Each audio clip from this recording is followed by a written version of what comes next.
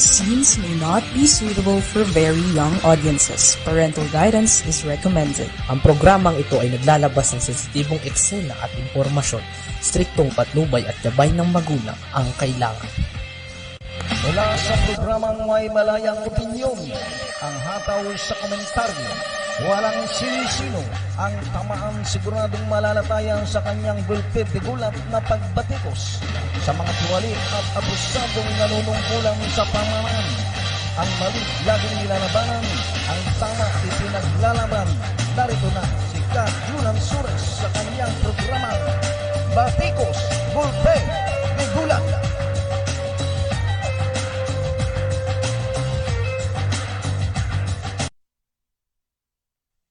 Okay, isang magandang hapon Pilipinas, Luzon, Visayas at Mindanao. Shout out Kabayan, shout out Gulat dito sa Kakampi Online. Siyempre, ang a-assist sa atin sa studio, ayan, si shout out RV at si Ma'am Pe Pineda Nicodemus ng Kakampi Live. Ayan, sa magandang hapon. Buong Pilipinas, buong mundo at sa iba't ibang bansa. Naabot ang Kakampi Live, ang Bulpit de Gulat. Ngayon po'y solo flight natin. No? Dahil ngayon po'y Martes, solo ko po ngayon. Darating na Webes, kasama natin ang Truth and Knowledge, si Kajek Ortiz. Nako mga kabayan, lapit na. Lapit na Pasko. Hindi ba yan? No? Malapit na po yan. No? Malapit na yung Undas. Todos los Santos. Ayan. Yung meron pong mga solo, yung araw ng mga kaluluwa, araw ng mga patay, ganyan yung no? Yung ganyan yung mga kultura ng Pilipino at mga Katoliko. So, All Souls Day, All Saints Day. Ayan. Yung primero, yun yata po yung All Souls Day, no? Tapos yung ikalawang araw, November 2, yung Todos los Santos. Ay, nakabayan. Minsan nakakahilyo, di mo alam kung ano una't uli. Walang nahuli, walang nauna, wala pa rin nahuhuli. Pero bayan, no, baka nakakalimutan natin. No? Meron kasi may mauna po sa sa All Souls Day, All Saints Day, may mauna. Ang mauna po, barangay at SK election. Kanina pinanonood ko yung programa nila Ma'am Pineda Nicodemus at saka ni Pinoy, no? Yung Pinoy Public Service. Ayan, no? Pinanonood ko kanina. Maganda yung kanilang topic, ROTC, no? Sa bagay ba yan, no? Sa gulo ng mundo ngayon, dapat po ang Pilipino laging handa. Di ba? Gaya nga po natin, ilan lamang yung ating mga sundalo. Wag naman po sana mangyari, masangkot tayo sa hindi inaasahan, nagulo, giyera. Naku, wala tayong mga tutulong sa mga sundalo natin. No? Wala tayong mga reservists kung tawagin. Kasi wala na po yung ROTC, no? Reserve, yung tinatawag na Reserve Officer Training Course. Kasi ang ROTC, alam ko sa kolehiyo yan. Tapos po, ang C80 sa mga high school. Di ba? Yung Citizen Army Training, kung di ako nagkakamali. Yan yung sa mga high school. Tapos ang ROTC, para naman po sa mga kolehiyo. Kailangan po natin yan, bayan, para maproteksyonan ang ating bansa. At madisiplina ang ating mga teenager, mga kabataan natin. Kasi pag walang training, bayan, nakikita niyo naman po kung saan nasasangkot yung ating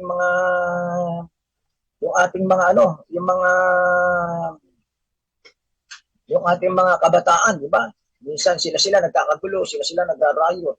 Yan, kung meron pong mga training yan, yan po, may mga aral yan, bayan. Palagay ko, meron silang focus. Meron silang pagkakaabalahan, di ba? Bukod sa may pagkakaabalahan, madidisiplina yung mga kabataan natin. Hindi yung nalululong sa masamang bisyo. Di ba, sabi nga po ng ating pambansang bayani, si Dr. Jose Rizal, ang kabataan, pag-asa ng bayan. O hindi ba?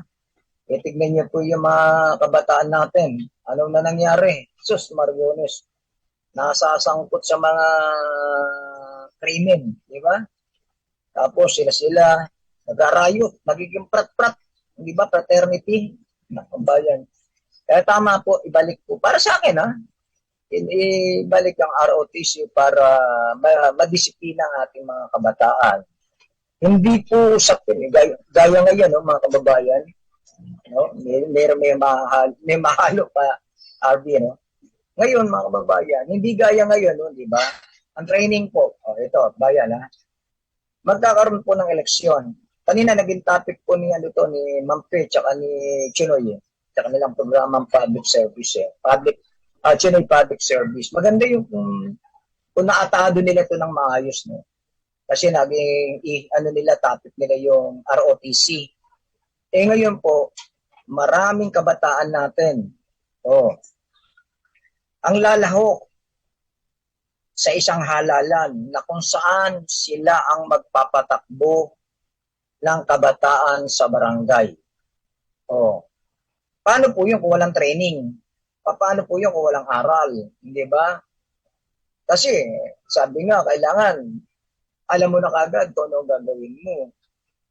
No? Alam mo na kung paano ka magpapatupad ng isang programa, di ba? Sa barangay. Anong magiging role ng sangguniang kabataan sa barangay? Aminin man po natin o hindi naman lahat. Yung iba po lalahok pero hindi nila alam kung ano ang kanilang trabaho. Di ba? Lalahok sila sa isang halalan na hindi nila alam kung ano yung kanilang sinalihan. Para sa kanila, ay tatakbo ko. Tatakbo ko, kakandidato bilang isang sangguniang kabataan chairman. Chairman kagad.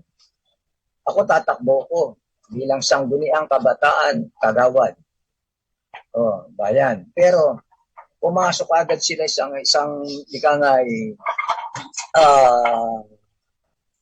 tawag dito, katungkulan na kung saan mga kababayan mabigat po yung responsibilidad nila, no? Huwag nating sabihin hindi kabataan lang yan, hindi po.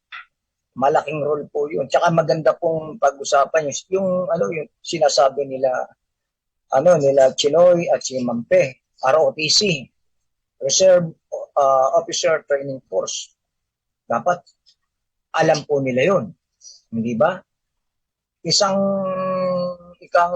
katungkulan ang mai-apply mo bilang isang magaling na kabataan para sa barangay. Kanina medyo sabi nga pero totoo 'yung sinasabi ni ni Ma'am Pineda Nicodemus. Marami pong nagsasabi, alisin na raw po yung sangguniang kabataan. Hindi ba? Kasi po, hindi naman lahat maaga pong nagiging corrupt. Nagiging nagiging pangit sabihin No? Pangit sabihin, pag sinabi mong corrupt, tiwali, kawatan, kupitera, tanggapin natin. Kasi may pondo na po pinanghahawakan Kaya meron daw po nagsasabi, dapat alisin na yung sangguniang kabataan na yan. Ano lang yan, nakakagulo lang yan, makakagulo lang sa barangay yan. Hindi dapat isama. Ganun po Tsaka totoo naman po ba yan? Dapat po meron po mga kaalaman ang ating mga kabataan sa pagpasok nila sa isang mabigat na responsibilidad, no? Responsibilidad na hawakan nila ang isang barangay, ang mga kabataan para hubugin sa isang magandang laban o katungkulan, no?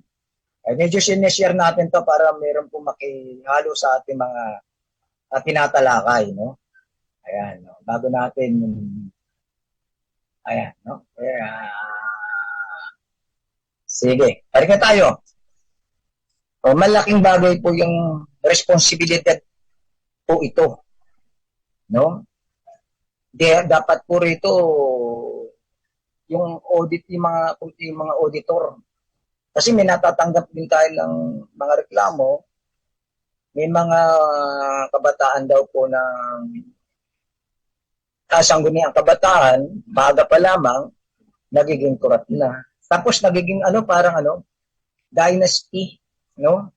Pero sabi po ng COMELEC, bawal daw po yung yung partisan, no? Yung pong mga kamag-anak, yung magkakamag-anak tatakbo po, no? Si kamag-anak, si tito o si tatay, mayor o gobernador. Tapos si nanay, mayor. Tapos si anak, congressman. Oh. Tapos itong si apo, chairman. Yung kaapu-apuhan, sangguniang kabataan, nako po na, no, mga kababayan. Pero wala tayong magagawa dahil yan po yung batas. May batas po para dyan. May batas pong sinusunod, kaya yung batas na yan nagagamit ng tama o mali. Ayan, basta batas. Wala tayong magagawa. No? Kaya po natin sasabi nga po, ilang tulog na lang, gaya po ngayon, 24. Di ba? Sa 30 eleksyon ng barangay. Doon, pipili ang mga botante. Tama yung sinasabi ni Pinoy kanina, ni Chinoy, ng Chinoy Public Service, dapat vote wisely. Bumoto kayo na meron pong talino sa pagpili. No, dapat wise kayo. Yun, ibig sabihin ni Chinoy kanina, dapat hindi basta boto ng boto. Alamin nyo, yung iboboto nyo, may alam ba sa pagpapatakbo ng barangay? May karanasan ba? Hindi ba? Hindi paramihan ito ng kamag-anak. No? Hindi paramihan ito ng pera. Kasi ang panunungkulan po, iba po. No? Iba ang panunungkulan. Dapat, hindi ka sinasabing walang kakayanan na tumakbo ang mga kandidato. Hindi po. Ang sinasabi lang natin dito, umili ng tamang kandidato. Kasi po, kung halimbawa po, no, boboto ka lang. Iboboto ka lang dahil nabayaran ka, tanggapin natin ang katotohanan. Kahit sinasabi po ng COMELEC na bawal yung pagbayad na yan, may bibili ng boto. No? Meron pong bibili. Isa na nga po yung sinasabi nating watcher. Oh. Ang watcher na dapat meron naman po talagang nakalaan na budget doon para bayaran. Yung magbabantay ng boto mo. Yung magbibilang ng boto mo. May budget po ron. Ngayon, ang nangyayari mga kababayan, meron pong mga presinto na 4 lang. Siyempre, kapag 4 ang presinto mo, dapat 4 lang ang watcher mo. Di ba? Legal po yun eh. Binibigyan ng ID yun eh. Ngayon, saka nakakita ng watcher. Sa 4 na presinto, 4 na po ang watcher. Oh, legal kasi ang watcher eh. No? Kahit na sabihin mo yung 4 na may ID ng watcher, 40 naman yung kinuha, as in watcher ko no, ayun, bayan. Ano po yun, parang sinasabi nga po parang ginawa mong legal yung pagbili ng boto sa pamamagitan ng watcher. Marami pong mga palusot, lalo na yung mga eksperto sa kalokohan. Ang watcher, napakarami. Diba? Meron pa nga dyan, taga-bulong. Bumubulong sa mga eskwela, sa labas ng eskwela. Ang sinasabi ng COMELEC, bawal po ito. Bawal din yung pamimigay ng mga flyers sa oras ng eleksyon. Yung namimigay ka ng flyers, bawal yun. Maraming pinagbawal ng COMELEC ha. Lalo ngayon, medyo ka ngayon natakot ng iba. Kasi yung yung mga giveaway, di ba? Kapag nangangampanya, habang umiikot po yung mga kandidato, namimigay ng pamaypay, namimigay ng bowlers, namimigay ng t-shirt, namimigay ng sombrero, anything else, kahit ano, na ipamimigay. Kinoconsider na po ng vote buying yun. Sabi ng COMELEC, hindi nila mababantayan lahat yung mga kandidato na gumagawa ng bawal. Ang mga magbabantay dyan, yung mga magkakalaban. Yung magkakalaban na kandidato. Halimbawa, si Juan, nangangampanya. Tapos sa pangampanya niya, namigay siya ng sombrero, namigay siya ng t-shirt, namigay siya ng bowlers. Sabi nga, kahit ano pamigay niya, kinukonsider kong vote buying yun. Ngayon, kapag nakuna ng litrato yon o video, at ipinadala po sa COMELEC, yung mga pinamimigay ng kandidato, iimbestigahan po ng ano yun, ng COMELEC. So, di ba sana, kung disqualified lang, ang magiging hatol ng COMELEC doon sa ikangay namimigay ng mga giveaways. Hindi po eh. May kulong. May kulong. So, sa palagay ko ba yan, isa yun sa mga sa kinatakutan ng mga kandidato. Kaya marami pong nagpigil eh. Marami pong mga hindi namigay, pero meron din pong namimigay. Meron din pong nagpapalusot. Vote buying, sinasabi po. Bawal daw po yung pagbibili ng boto. Bawal kapag halimbawa na-tsempuhan ka, di ba? Bawal yon. Pero ngayon, dahil nga po magugulang ang kandidato ngayon, hindi na sila bibili ng boto. Ang gagawin na lamang po nila, pararaanin na lang siya, GCash yan. GCash na lang, paano mo mahuhuli? Tapos mayroon pa pong ginawang palabas ang COMELEC, yung tungkol po sa mga checkpoint, di ba? Yung magdadala ng malaking pera, yun daw po, kapag wala pong mahusay at matinong paliwanag kung bakit may dalang pera, worth of 50,000, 500,000, ang isang mahuhuli sa checkpoint, nako, bayang to. Baka daw po yun ipambili ng boto. Pero dito naman po sa Metro Manila, bayan, parang hindi po ganun kalaki po yung problema. Ang malaking problema po sa mga malalayong probinsya kasi ito nagkakapatayan, di ba? Merong pinapatay. Meron nga pong kagawad, dapat di ba? Meron naman po siyang kagawad, tumatakbo ng hold up. Pero siya ng hold up para meron siyang pamigay sa mga niya, mga botante niya, di ba? Sa kalokohan po yun, May gumagawa ng krimen dahil nga po sa eleksyon. Shout out kay kasamang Edwin Reyes na nanonood sa atin. Yun po yung pinag-uusapan natin. Malapit na kasi. Tapos tingnan niyo po yung sa bawat barangay ngayon. Kanina narinig ko po si Chinoy, tsaka si Mampe. Dito raw po totoo naman, totoo naman po ito, Naglalakihan yung tarpaulin. Ganyan sinasabi ng COMELEC, dapat daw po, ang gastos ng isang kandidato, 5 pesos lamang po sa bawat botante. 5 piso lang. Pero magkano po si tarpaulin? Hindi ba? Paggawa po ng tarpaulin na 2x3, pinakamababa yata, 90 pesos bilangin niyo po yung mga nakasabit na iisa mo ka. Yung iba, nagpagawa na ng mga, siguro pinakamababa dyan, nasa 50 piraso.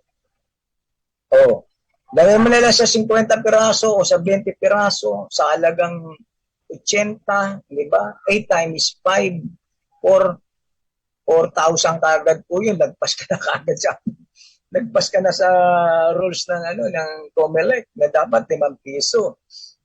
Paano pa po yung mga nagpagawa ng 100 pirasong tarpaulin? Minimum daw po 20 piraso. Kaya kung halaga po 80 pesos, 8 times 2 is 16 is 1,600. Tarpaulin mo pa lamang, bayan.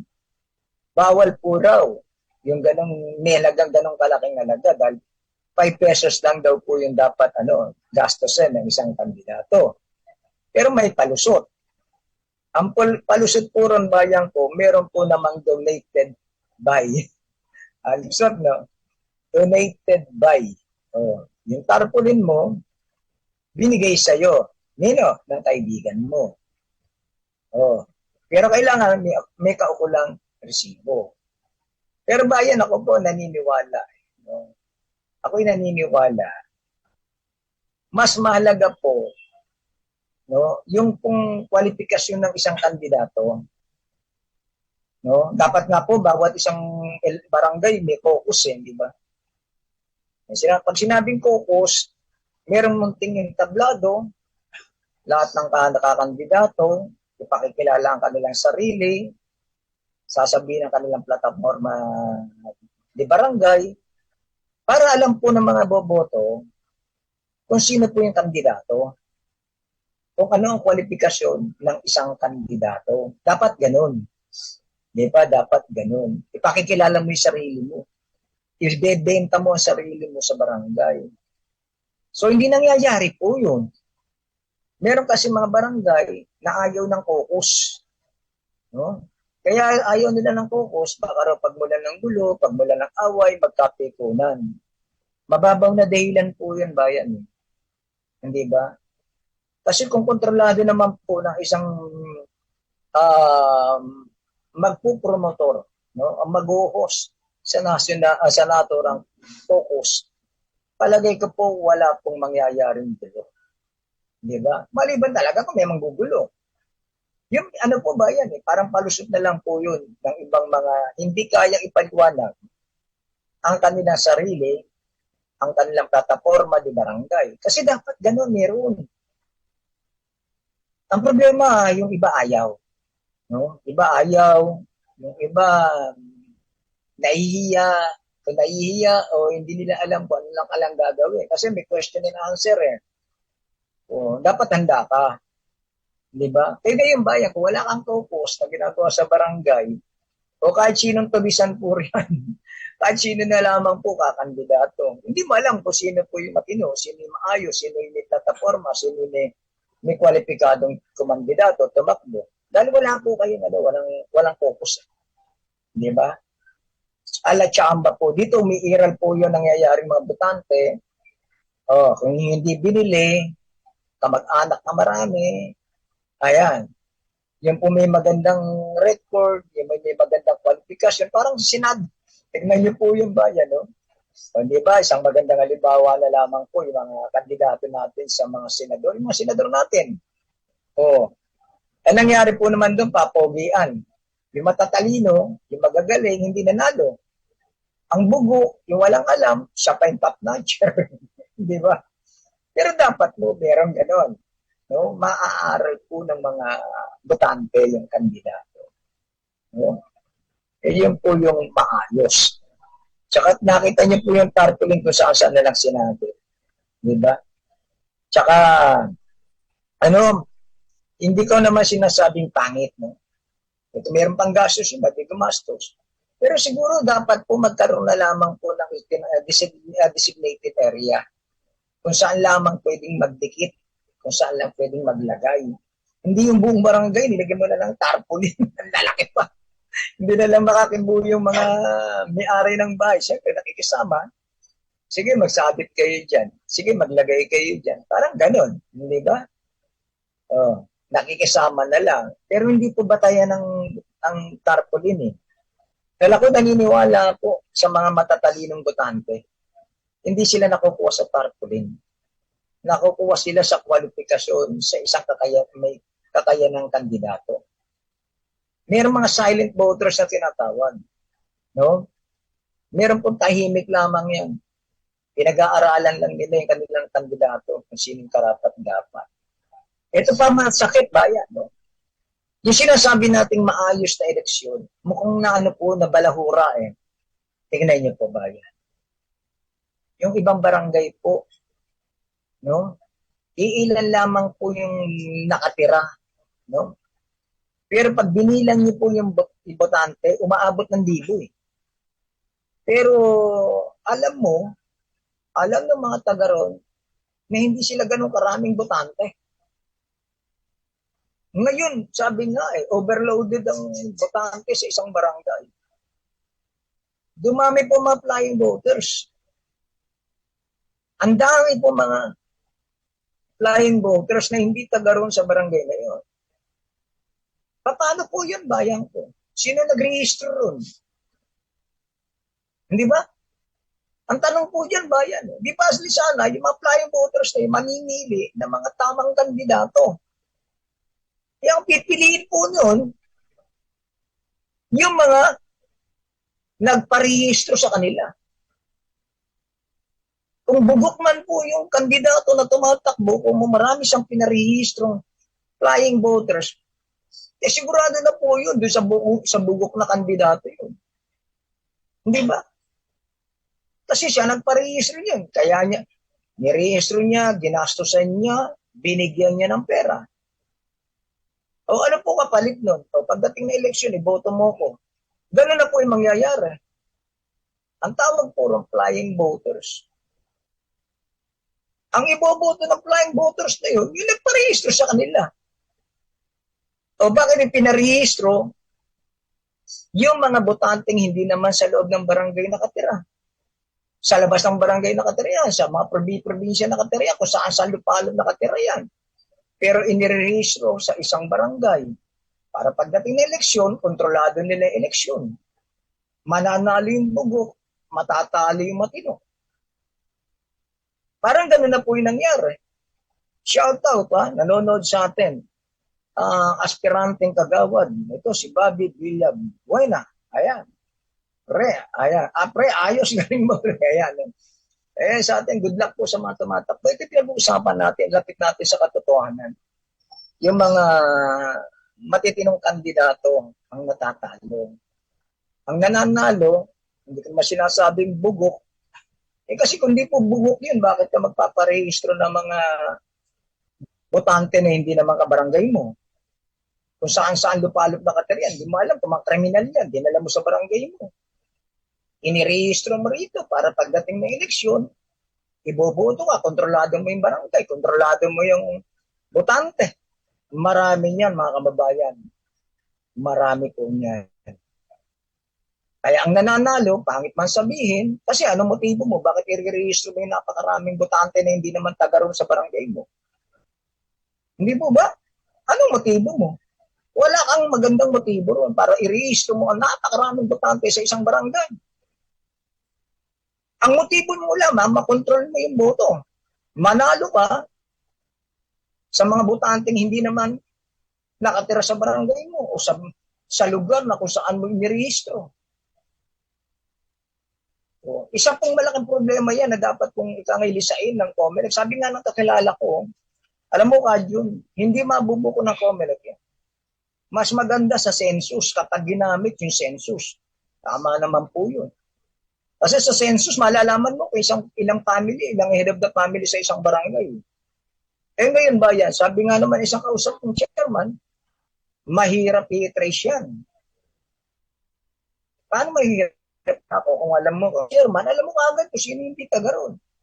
Di pa burang may pangalan. Problema si chairman, yung ibang chairman, nagparehistro rin ng mga flying voters. O sabi ni kasamang Edwin Reyes, dapat may regulasyon ng COMELEC.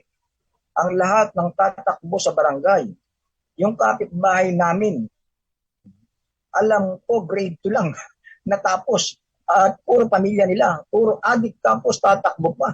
Dapat huwag patakbuhin ng COMELEC. Maganda po yung sinasabi ni Ka Edwin Reyes. Balikan ko po yung sinasabi ni Ka Edwin bago balikan ko po yung mga flying voters. Tinanong ko na po yung kay COMELEC Chairman George Garcia. Kasi nung kami tumatakbo, nung una pong tumatakbo, matino ba yung barangay? No? Obligado ang mga kandidato, di ba nakaraan, itong mga presidential bowl, di ba sabi nga po nitong si Duterte, di ba? May dating Pangulong Duterte. Meron daw po tumatakbong presidente, adik. Kaya po yung mga ibang kandidato sa bilang mga presidente o presidential bowl, nagpa-drug test. Di ba? Niloko lang po nila yung sarili nila ron eh. Bakit ko nasabing niloko lang nila yung sarili nila? Kasi po, sa isang forum namin na ginawa po sa Harbor View, lahat ng mga media nandun radyo, TV, dyaryo, vloggers, nandun po. Tinanong ko ito kay Chairman George Garcia. Sabi ko, Chairman, ang bawat kandidato po, inuobliga. Buti ngayon, di na po inuobliga, no? Inuobliga na magpa-drug test. Ang DILG na lang ang nag-ustura nito, pero marami rin po mga barangay official o candidate na hindi na rin po nagpa-drug test. No? May tinanong ko po yan, no? Comelec Chairman George Garcia. Ang sabi ko kay George Garcia na Comelec, Chairman kako, meron po pinatutupad na mandatory drug test sa bawat kandidato. Ngayon kako, kung sakali ang isang kandidato mag-positive o mag-positibo, no, sa ipinagbabawal na gamot, ano po ang kanyang magiging pananagutan? Yun ang sabi ko kay Chairman George Garcia ng Comelec. Yun po ba pwedeng i-disqualified? Yun po ba pwedeng pangalanan? Kasi may kilala akong tumatakbong adik na sinasabi po ni Ka Edwin Reyes. Meron pong kandidato tumatakbo, gumagamit ng babawal na gamot. Yung po bang mga magpapositibo, positibo sa mga pinagbabawal na gamot, ano po magiging kaparusahan yung sa taong kandidato? Yung po ba pwedeng i-disqualified ng Comelec? Yung po ba pwedeng pangalanan kung sino man siya? Ano sabi sa akin ni Chairman George Garcia? Walang, ito ulitin ko po mga kababayan, yung mga naka-shoutout sa atin. Walang kapangyarihan ang Commission on Election na para pigilin ang isang kandidato na sumailalim sa drug test. Urine test po ito, bayan Doon lamang po sa urine test na yung sayang ang pera ng katarantaduan pa na gagawin. Gaya po ng ginawa po nitong mga presidential natin na nagpa-drug test na urine test ang ginamit. Katarantaduan po yun, bayan. Bakit natin katarantaduan? Kasi hindi po makikita ang isang addict na gumamit ng pinagbabawal na gamot sa pamamagitan po ng ihi. Kasi isang linggo lamang po kapag hindi gumamit po ng drugs ang isang kandidato, hindi makikita sa ihi. Nagsayang lang ang pera po ron. Nagsayang lang ang pera ang gobyerno ron. Pero balikan ko sinabi ni George Garcia. Sabi ni George Garcia, hindi. Walang kapangyarihan ng Comelec na pigilin yung nagpositibo sa pinagbabawal na gamot na kandidato. Walang kapangyarihan ng Comelec. Kita mga kababayan, ang may kapangyarihan daw para pigilin yung kandidato na tumatakbo, na gumagamit ng pinagbabawal na gamot, ang Korte Suprema. Supreme Court. Yung pa lamang, palpak na bayan, di ba? Ba't ka pa magpapa-drug test, mandatory drug test sa mga kandidato, kung halimbawa mag-positive man yan, useless pala yung drug test. Hindi mo pwedeng i-disqualified ng Comelec, Korte Suprema magsasabit, mag-uutos. Pangalanan. Pwede bang pangalanan? Dahil sabi ni Chairman Garcia. Kasi pag malalaman daw po ng mga botante, yung kandidatong yun, hindi na raw po iboboto. Kagaguhan pong malaki po yun. Kasasabi nga lang ni Ka Edwin Reyes. May kilala siya. Buong pamilya, adik, kumakandidato. Nananalo. May boboto yun ang kapwa niya, adik. Hindi ba? Simple. Pangalanan. Pwede mong pangalanan? Hindi. Hindi mo pwede pangalanan. Hindi mo pwede i-dyaryo. Hindi mo pwede banggitin ang pangalan. Bakit? Ididemanda ka. Ididemanda ka nung adik na pinangalanan mo. Kaya wala rin kapangyarihan ng Commission on Election. Kaya kagaguhan po yung drug test na sinasabi. Magsasayang ka lang ng pera, magsasayang ka ng oras, magsasayang ka ng panahon. Baliwala. Ba't magpapadrug test? Kita niyo po ba? May drug test po ba ngayon? Wala, di ba? Lawa, di ba? Sayang yung pera. Pero ano yun? Mandatory nakaraan yun, mandatory drug test. Kahit mag-positive ka nga Kasi hindi nga makikita sa urine. Kung pwede yun, magpo-positive, unang ka ng dugo. Mas mahal yun. Mas mahal po yun. Yung kukunan ka ng dugo. Tapos yun yung may examinin, yung dugo mong kinuha sa'yo. Yun. Yari ka ron, yung addict. Bayan, sabi ko nga, di ba? Balikan lamang natin to. Ito yung katotohanan Bakit may pinagpaliban po yung eleksyon ng barangay na dapat nangyari po ng isang taon? Dapat nangyari pa ng panahon po ng Duterte. Dapat hindi po nagkahetot-hetot ang eleksyon ng barangay. Nasa laulat na baboy. Nababoy dahil binaboy ng ilang mga taronggis na mambabatas. Inuuna natin dyan si Congressman Richard Gomez. Siya pasimuno na ipagkaliban itong barangay SK election. Kaya nga po yung election po ngayon, bayan, 2 taon lang manunungkulan yung mga mananalong opisyal ng barangay ngayon. Pagdating ng 2025, election na naman, masasabay sa local at national election. Laking gastos po niyan. Kasi sinalaula po nito mga tarantadong mga nasa gobyerno. Sino ba tumarantado po diyan sa eleksyon ng barangay? Si Duterte, si Digong. Talang sinasabi po, marami raw adik, protector ng droga, marami raw adik na barangay official, ipuspo ng barangay. Di ba yan isang malaking kagaguhan na ginawa niya ni Duterte?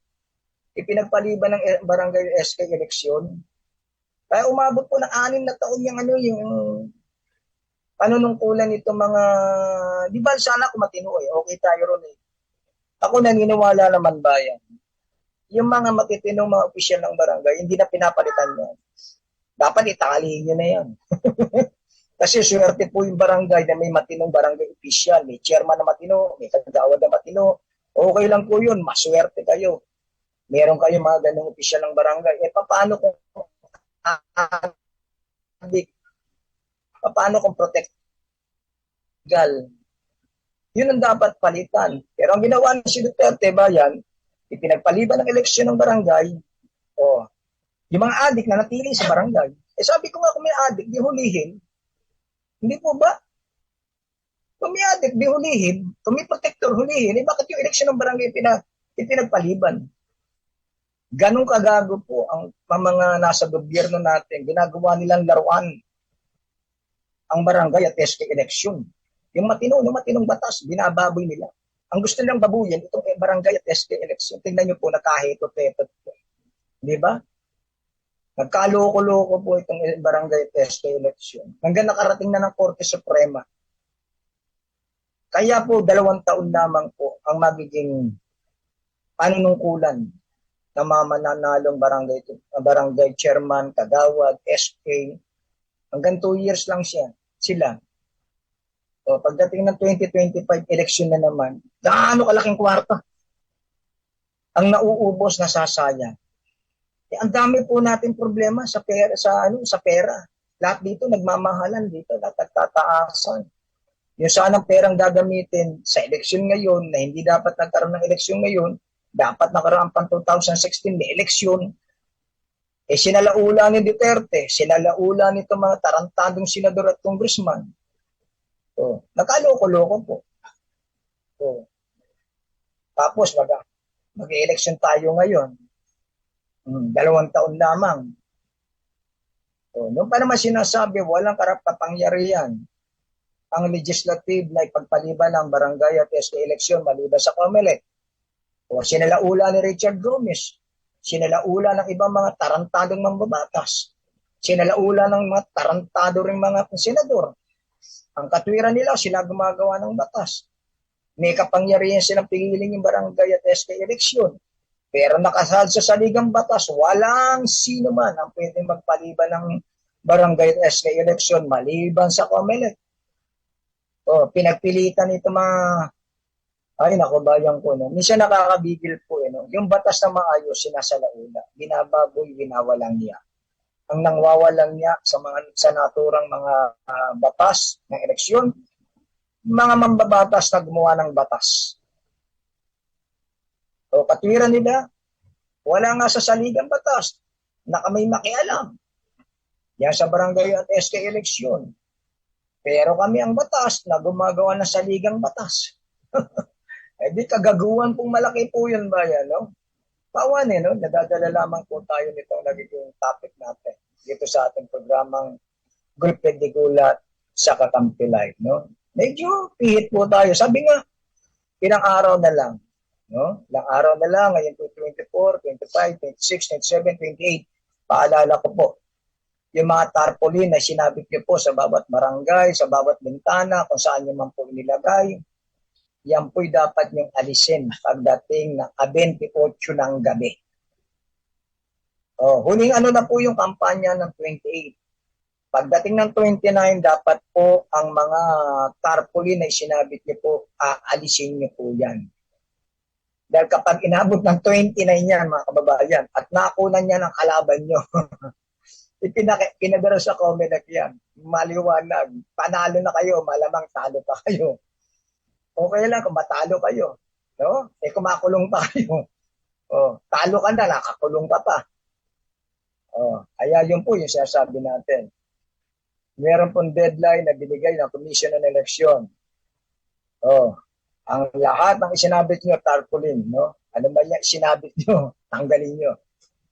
Dahil pagdating po ng 29 ng umaga at kinunan ng litrato yan, pinadala sa Commission on Election. Ay, meron kayong kalalagyan dyan. Sabi po kumusta para ingat lang, sabi ni kasama at kumpare ko si Danny Lampan. Ewan ko, kandidato to ngayon. No? Magaling to na kandidato. Diyan po sa parting Velasquez. No? Maraming magagaling pong aspiranteng kagawad. Ewan ko kung tumakbo kasi na. Sana yung mga boboto, sabi ko nga, pumili kayo na matino. Pumili kayo ng maayos, pumili kayo ng mayroong pong alam. Kung wala man alam, marunong umintindi. Masakit man tanggapin, mga kababayan, ang daming kandidato. Tanungin mo bakit gustong tumakbo. Kasi nung panahon po ni Pangulong Ferdinand Marcos Sr., ang tawag po dyan, walang eleksyon noon eh. Ang tawag po dyan, PCRO. No, PCRO ang tawag nila. People's Community Relation Officer. Yan yata po ibig sabihin nun. No? People Relation Community Officer. Yan po tawag doon. PCRO. Hindi po ibinoboto ng panahon po ni dating Pangulong Marcos Sr. Ina-appoint po yan mula po sa mga leader sa mga barangay. Tapos, pinadadala sa mayor. Tapos, pag na-aprobahan po yan, aprobahan, makakarating sa Malacanang, pipirmahan, ayun. Appointed ang tawag po. Wala pong hold sa yun, walang honoraria kung tawagin. Ngayon po, nung magkaroon na po, inilagay na po sa local government code, ang barangay, nilagyan na po ng budget. No? Nilagyan na po ng honoraria. Ito pinakasinasabing sahod po ng mga opisyal ng barangay. 600 sa kagawad, 1,000 sa chairman. Ayan. Quarterly, makukuha po ni chairman, kagawad yung kanilang honoraria. Ang chairman, 3,000. Ang kagawad, 1,800. May honoraria na silang matatanggap. Ang malaki yan, mga kababayan, yung additional honoraria. Kapag malaki ang ira mo, yung internal revenue allotment mo, nanggaling po sa mabuwis ng mga kabarangay mo na nagbabayad ng tax, may parte po ang mga barangay doon. Nagkakaroon po ng pondo. Doon nagkakaroon ng budget. Tapos, bukod sa ira, meron pang isa. Nakalimutan ko to. Yung sa mga ami-amilyar. No? Ngayon, mga kababayan, Kung maraming commercial ang lugar mo, maraming establishment, lalaki ang budget mo.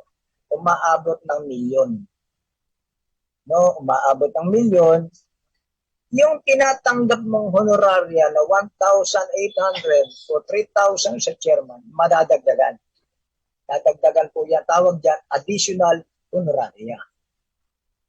Kapag maliit ang barangay mo, pinakamaliit na makukuha mo, 20,000 sa isang barangay. Kagawad yun, ha? Kagawad.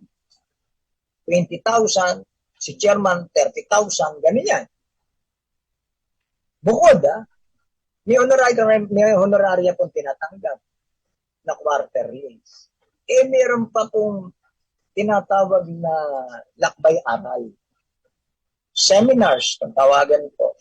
No? Yung mga paralegal na ginagawa po ng mga barangay, ng liga ng mga barangay. O, nagseseminar ang mga kagawad, minsan sa Baguio, minsan sa Tagaytay, minsan sa Cebu, minsan sa Ilocos, sa mga malalayong lugar. Sasakay ka ng eroplano, sasakay ka ng barko. Ayan. Bukod sa meron ka ng honoraria, meron ka pa lakbay-aral, makakarating ka sa mga iba't ibang lugar. Aba, isipin mo yun.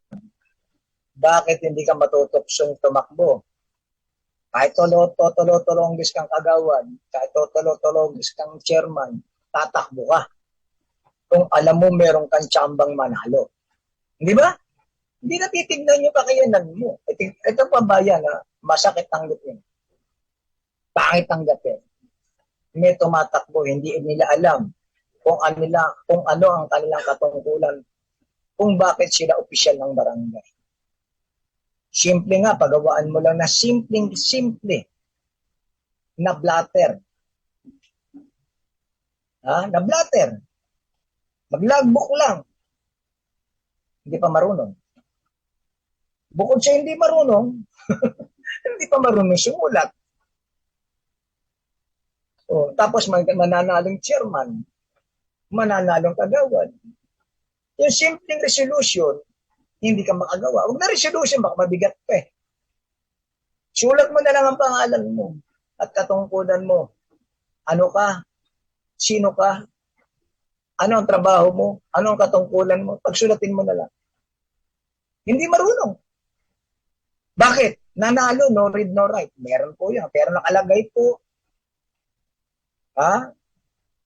Kung kakandidato ka, dapat dalawa lang, mababaw lamang po kasi ang kwalifikasyon ng mga kakandidato po sa barangay.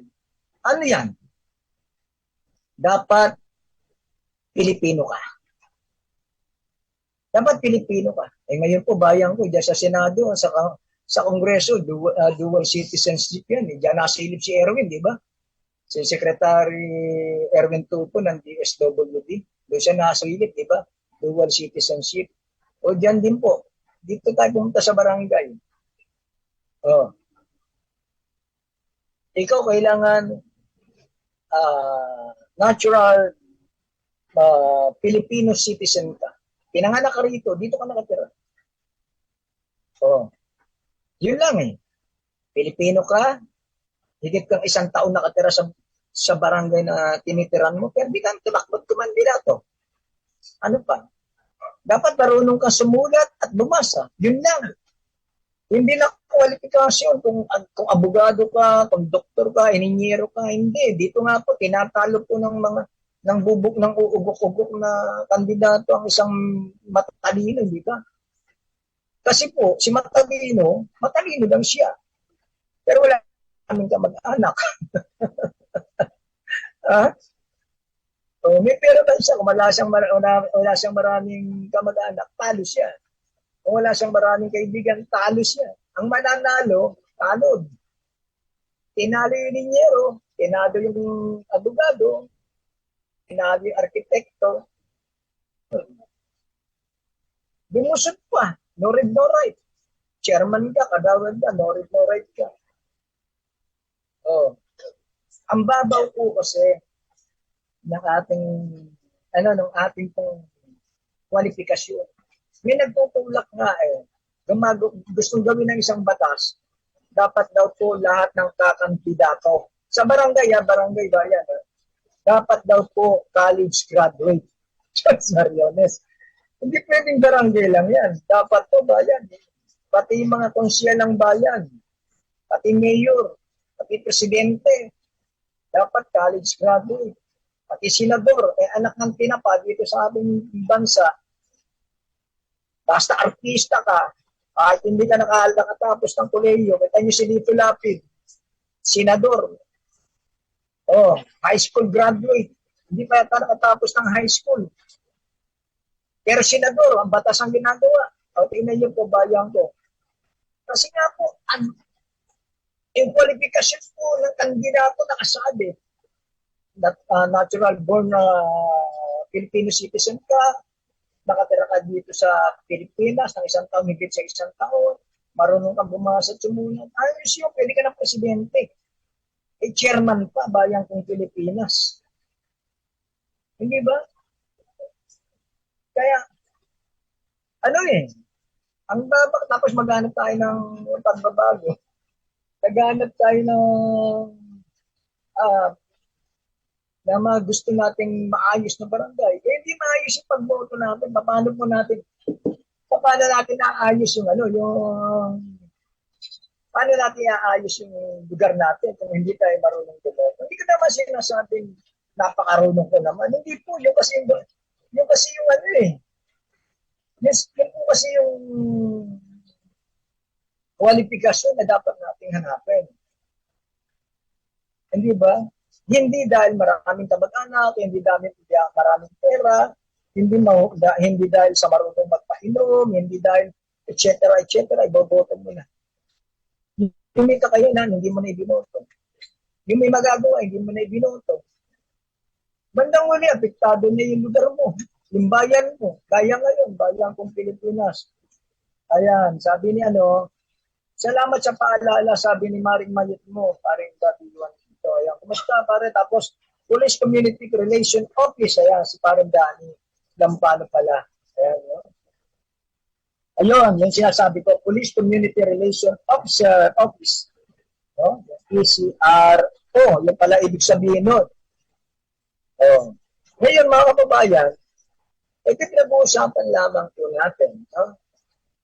Ang baba po ng eleksyon. Ang baba ng kwalifikasyon. Kaya hindi na katakot-takot. Tignan niyo yung mga nakaupo. Sa barangay, given na tayo.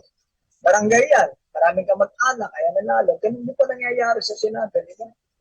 Yung mga nananalo po, tignan niyo po, mga nagkakalat po sa Senado. Walang wawa, walang wenta, puro wento. Ito mga kandidato, ito mga opisyal ng gobyerno natin. Pero wala kang makabig. Kaya tingnan niyo po ito, ang simpleng-simple. Usapin ng West Philippine Sea. Tingnan niyo mga kababayan. Simple lang, bakit ka tatakbo? Mahal ko ang bayan ko. Kaya ako tatakbo, gusto ko maglingkod sa bayan ko, sa barangay ko. Gusto ko maglingkod. Ito na po, nalaki na. Tingnan niyo po itong mga nanalo. Pasensya na po, naglolo ko yung internet natin dahil malakas ang ulan. Internet, Kaya nagawa ko internet, nawawala O internet daw, internet, nawawala. Ngayon, mga kababayan, bakit ka tatakbo? Ito mga senador natin, tingnan mo po yan. Nagsusuot pa ng may bandera ng Pilipinas sa damit. Pero tingnan niyo po pag nanindigan, simple lamang usapin sa West Philippine Sea. Di ba? Medyo liliko lamang ako sa issue natin. Nagkakagulo po ang ating bansa, natutuliro ang maraming Pilipino sa tayo po posisyon. Bilang isang Pilipino, ano ang tatayuan natin? Payag ba tayo? Nasabi na natin kahit wala tayong pakialam, mararamdaman mo talagang Pilipino. Na nakikita mo sinasakop tayo ng ibang bansa. Bagamat sinasabi, hindi raw po territorial yan. Sinasabi natin. Pero sakop ng ng ating bansa. Lahat naman po pwede. Lahat. Vietnam, Thailand, sabi nga, Taiwan, China, Japan. Pwede raw po na ika nga po yung mangisda diyan po sa West Philippine Sea, Ayungin Shoal, no? Panatag Shoal. Pwede, lahat. Pero hindi pwedeng ariin ng isang bansa katulad po ng China. Ano posisyon dito ni Tolentino? Nitong si Senator Bongo, nitong si Robin Padilla, ano posisyon nila dyan? Si Bato, si Senator Bato de la Rosa. Ngayon lang sila nagbabago ng mukha na nagubad na sila ng maskara. No? Dahil ang posisyon na ngayon nila, pumapalag na po sila. Kasi hindi sila pwedeng hindi pumalag dahil kandidato sila sa 2025 bilang senador. Itong si Go, itong si Bato, si Tolentino. Kandidato, kailangan nilang bulahin utuin ng Pilipino para iboto sila. Pero deep inside, sa kanilang kalooban, maka-China sila. No? Para sila yung amo nilang si Duterte. Ngayon pumapalag sila dahil talaga naman po nag-aalboroto ang maraming Pilipino sa ginawa ng Chinese vessels na kung saan binangga yung barko ng Pilipinas na muntik lumubog,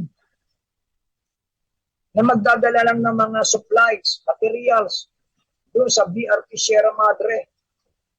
Binangga po yung natin, yung barko ng Coast Guard.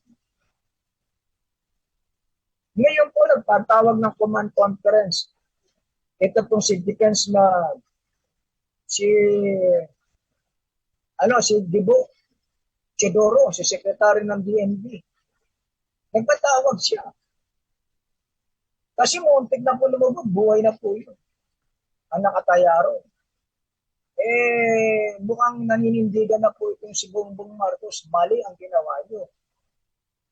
Kaya sinasabi ng China, may karapatan sila dahil sakot nila yung naturang karagatan na kung saan yung binangga nilang barko na Pilipinas ng Coast Guard. Yun po sa ibang lugar, sa ibang bansa mo gawin yung gera. Sigurado magkakaputukan kayo ron.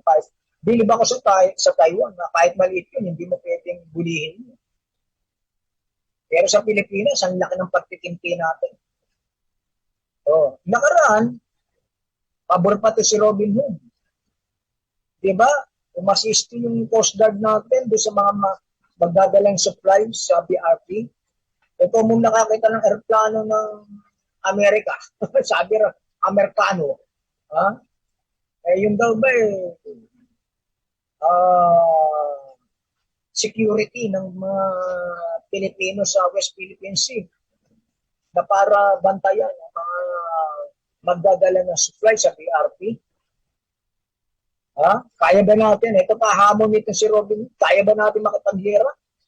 Kaya ba natin lumaban? Ganyan kagad. Sorry po medyo na dadala po tayo ng ng mali, di ba? Mali yung sinasabi. Kasi Pilipino tayo, para bang tanggap natin at kinatapakan tayo. Tanong nga natin, bakit lumaki ng ganyan ang ulo ng China? Bakit ganyan na lang tayo bastusin, tapakan, walang ngayon itong mga gustong sumakop dyan po sa ating, nagamat hindi natin sinasabing teritoryo, na parte naman tayo, bakit tayo naging suking balasubasin? Walang yain, apihin, hulihin, di ba? Kasi nga po, sino ba nagpalaki? Sino ba nag-trader sa Pilipinas? Pangit sabihin ko, si Duterte, di ba? Kaya sinasabi ni Duterte, ng panahon niya raw, kapag sinasabi ng China, pumunta kami dyan, mamimingwit kami, sasabihin niya, bahala kayo, pamingwit kayo. Hindi naman amin yung isla na yan.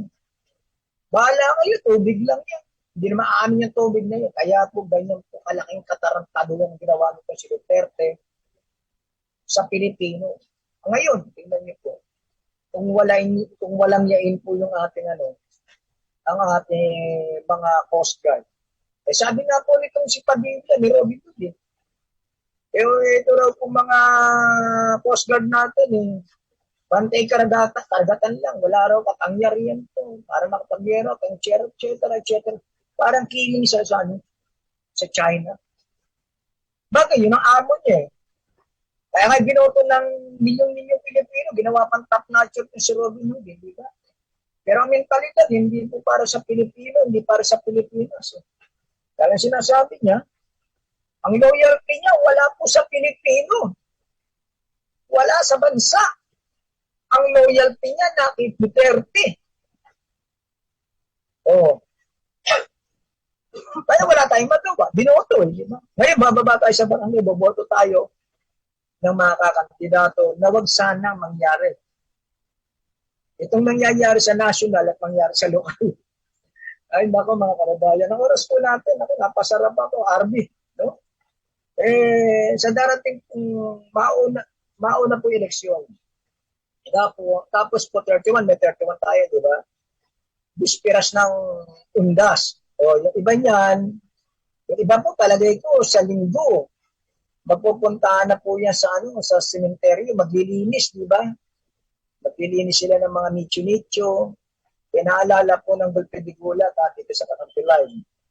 Bawal magdala ng anuman pong nakakasakit. Kutsilyo, ice pick, lalo na baril, no, mga blades. Diba, talin po kukumpiskain po yan. Pagpasok niyo po sa North Cemetery o sa among cemetery rito sa Maynila, kukumpiskain yan.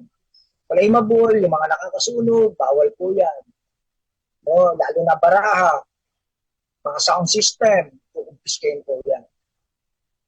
O yung iba po maglilinis po ng sementeryo, advice ko na po sa inyo yan. Bawal ang anumang uring nakakasunog. Bawal ang patayin. Lalong bawal po ang droga. Baka iba dyan, hihitit pa ng marijuana sa loob ng sementeryo. Bawal na bawal po yun. No?